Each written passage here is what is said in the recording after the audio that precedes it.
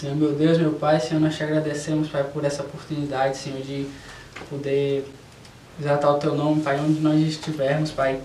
E nesse momento eu te peço, Pai, que o Senhor venha derramar o Teu Espírito nesse lugar, Senhor, que Amém, Pai. Ele venha se movendo entre nós, Pai, que Ele venha fazer o Teu querer, Senhor, que seja céu na terra nesse lugar, Senhor, e que a Tua vontade sempre venha prevalecer nas nossas vidas, Senhor, em nome de Jesus, porque nós sabemos que ela é boa, perfeita e agradável, Senhor.